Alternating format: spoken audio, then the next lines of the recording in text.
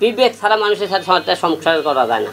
আমি বলবো না আজকে, আপনার কাগজ দেখবেন। আমি বললাম ওইদিকে বলতে 10 লাখ টাকা, 10 লাখ টাকা আপনার মতো নাই না, এরকম মেয়ে আমার সংসার কোনো প্রশ্নই ওঠে না।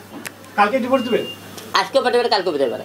মিয়ামণি আমরা আগেও বলছি, এখনো বলছে, শুনুন, যে মিয়ামণি করেন দুঃসময়ে কাছে না পাই, বউ মানুষের সবচেয়ে প্রিয়জন মানুষ সে, এবং বাবা মার পরে মনে করেন বাবা মায়ের সেবা পাইলাম না, এখনই আমাকে বউ দেখে না, ভবিষ্যতে আমার বউ আমাকে দেখবে, আমি তো প্রশ্নই ওঠে না।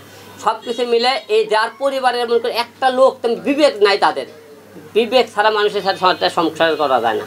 সব কিছু মিলে অনেকেই বলতে চাই, আপনি আমার জীবনে 3টে মেয়ে কেন আসছিল সেটাও বলেছিলাম, যে এই কারণে আমার এখন দোষ, আমার তো 3টে মেয়ে আসার কারণ দোষ হয়ে থাকে, যে তোমার এই দোষে আমার এই অপরাধ পাইতেছে, তাহলে আপনি দোষী করতে পারেন আমাকে।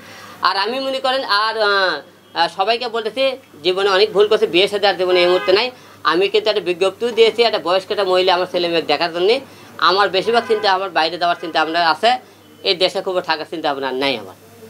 আচ্ছা, আপনি যে কালকে যে ডিভোর্স দিবেন, আপনাদের দেনা পাওনা কি আছে সে বিষয়ে কিছু বলবেন? আপনাদের কাবিননামা কত ছিল? কাবিননামা আপনারা কত ছিল? আমি ওই তো আপনি তো বলতে 10 লাখ টাকা বলছে কাবিননামা ছিল। ওরে বলবেন তুমি তাহলে 10 লাখ টাকা কাবিননামা দেখা যেত, ওই এটাও আপনাকে সাথে মিথ্যে কথা বলেছে। কাবিননামা হ্যাঁ আপনি দেখাতে বলবেন। আর আমি যখন ডিভোর্স দেবো কয়টা কাবিন আমি অবশ্যই আপনাকে ইনবক্সে দিয়ে দেবো, অথবা ফেসবুকে প্রোফাইলে আমি দিয়ে দেবো ডিভোর্সের কাগজটা আপনি দেখে নিন। আমি এর বাইরে বেশি কিছু বলতে চাইতেছি না ডিভোর্স বিষয়ে।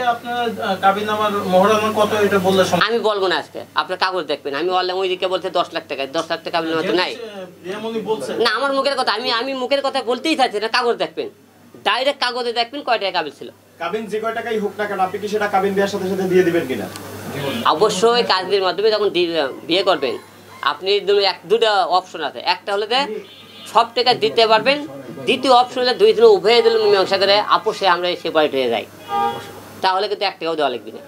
অপশন 2টা, যে কোনো একটা অপশন আপনার পেয়ে যাবেন।